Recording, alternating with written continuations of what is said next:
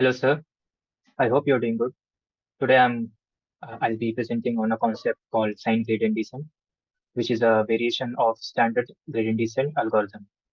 As you might know, gradient descent is widely used in machine learning and optimization for minimizing a cost function by iteratively updating parameters. Sign gradient descent introduces a unique twist to this traditional method, focusing on um, focusing on the direction of a gradient rather than its magnitude. So let me walk through this concept and its implication.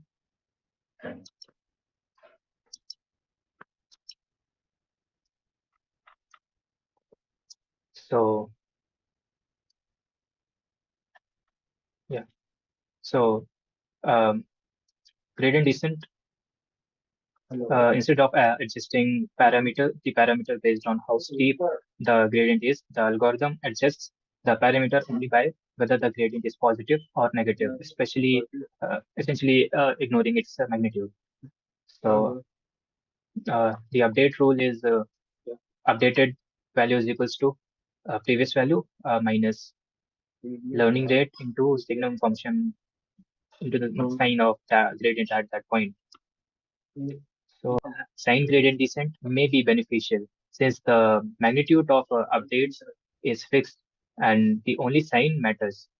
It could potentially lead to more stable and sparse update, which can be useful in specific machine learning concepts like sparse representation or binary classification. So objectives. By simply ignoring the gradient's magnitude, the sign gradient descent reduces the complexity of the optimization process. The update becomes simpler, potentially improving computational efficiency. So, action plan. So first, we have to define the objective function uh, in machine learning model. We have to we have to guess the initial parameters. We have to choose the initial parameters. Choosing initial parameter is crucial uh, in machine learning as it can significantly impact the performance, speed of convergence, and likelihood of finding an optimal solution. And objective function, also known as loss function, quantifies how well or poorly a model is performing in terms of its prediction compared to the true outcome. The goal of optimization algorithm, like gradient descent, is to minimize or sometimes maximize this function by adjusting the model's parameter. In computing sign gradient, we have to calculate the sign of gradient. First, we have to calculate gradient and then the sign of gradient. Parameter update, we have to update the parameter using that formula. Yes, we have to check convergence after each iteration whether we have reached the convergence point or not, and iterate until we reach the convergence. This page is missing in mid-sem slide, so I've added this page for higher dimension optimization. Suppose we have a three-dimensional cost function like x square 2x 2 y square plus z cube. So we'll just calculate gradient of the respective variable like x, y, and z, and we'll calculate gradient respectively, and we'll update the gradient. We have the updated value using this function. So let's jump to the code of this function. Hmm. So this is the code for sign gradient descent. I'm making a function. I'm passing arguments as the objective function, gradient function, initial parameters, and learning rate as my default value as 0.1, and convergence and max iteration is 1000, and I'm setting and I'm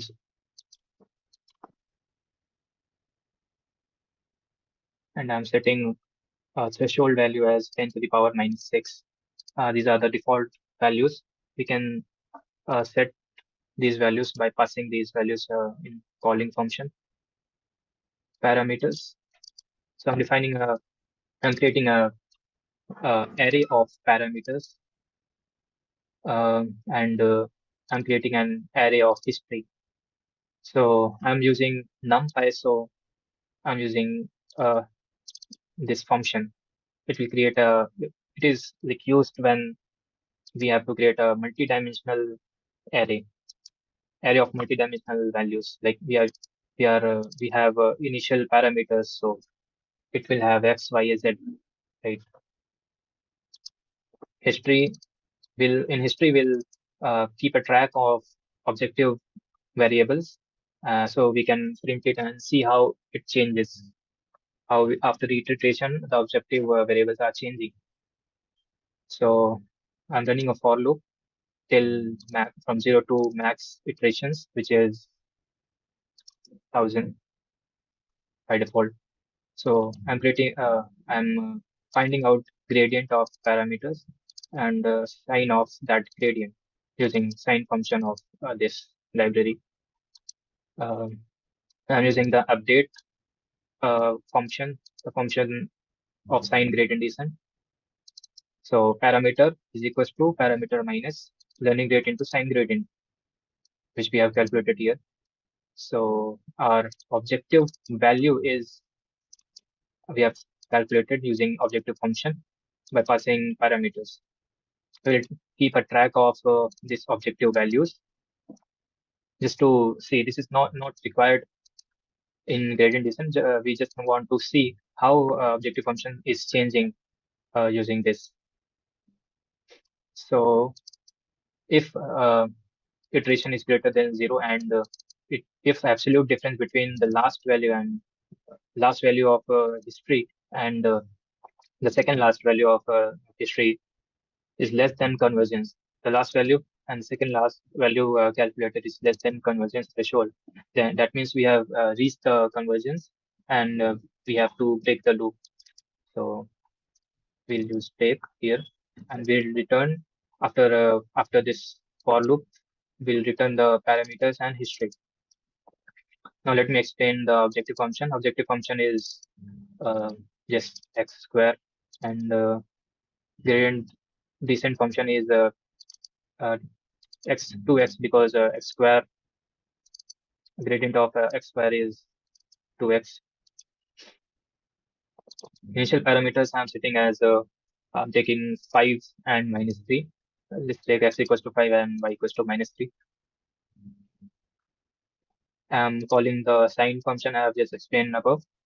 I'm giving my objective function, my gradient function, and initial parameters, which I have set as 5 and minus 3.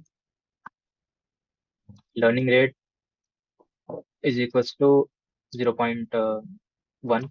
If we don't give any learning rate here, then by default it will take this learning rate.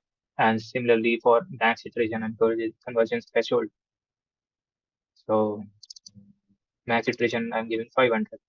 If we print this and history, then our output is this. Our output is this. We are getting optimized parameter at this point, and the objective value history is this. We can scroll it and we can see here it is converging. So this was my sine gradient descent code. I hope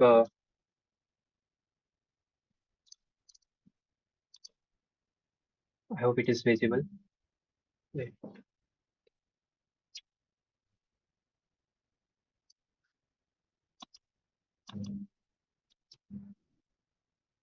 So this is my report on sine gradient descent optimization algorithm.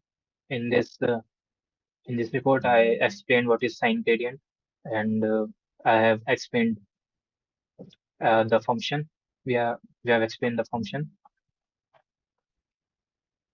and this is the explanation of each function used in sine gradient descent. In conclusion, I would like to say the sine gradient descent is an interesting variation of traditional gradient descent algorithm that focuses on the sign of the gradient rather than its magnitude. While it can offer stability and simplicity, particularly in noisy environment, it may come with trade-offs in terms of slower convergence and risk of overshooting. It's importance to consider the context and characteristics of the optimization problem when you're choosing between sine gradient descent and standard gradient descent. Thank you for your attention. I'd be happy to end this slide, this video.